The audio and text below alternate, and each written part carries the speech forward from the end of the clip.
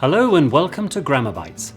In this video we're taking a look at mistakes in the past. Often when we talk about things that did or didn't happen, it is to express regret. And we can talk about regrets in different ways. Two ways are with I wish and if only.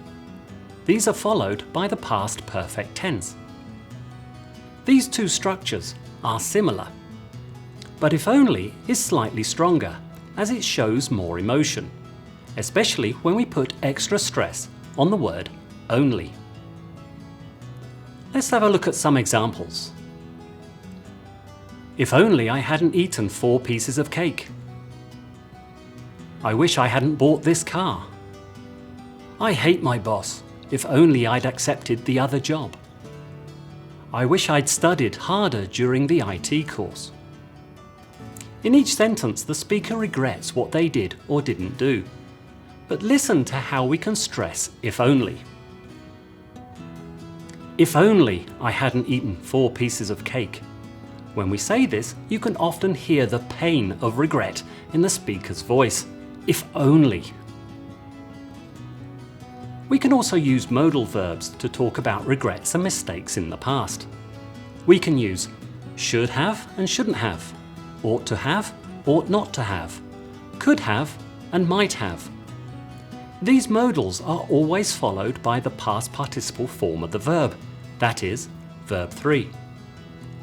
Note that could have and might have are slightly different from should have and ought to have. We use could have for things that were possible but didn't happen for some reason.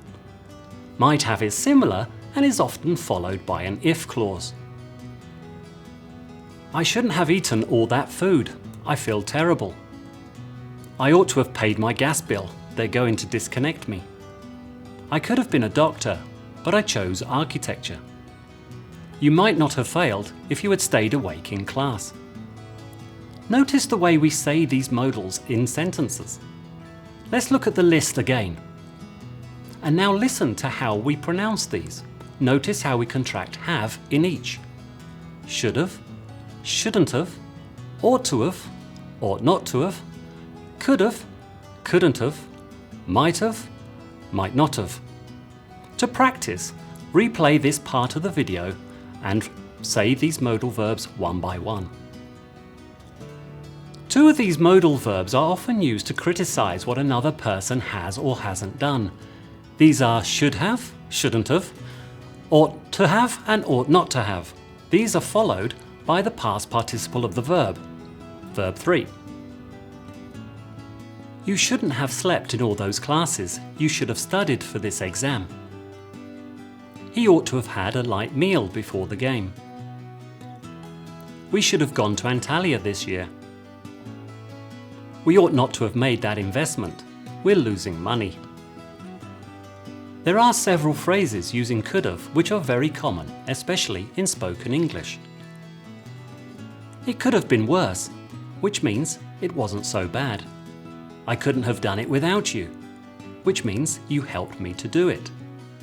I couldn't have done it better myself, and that means you did very well. Here are some examples. Yes, it rained most of the day, but it could have been worse. Thank you so much. I couldn't have done it without you. Great work on that project. I couldn't have done it better myself. Supposed to is often used to talk about expectations. So, with the past tense, we can use this to talk about things that were planned but didn't happen.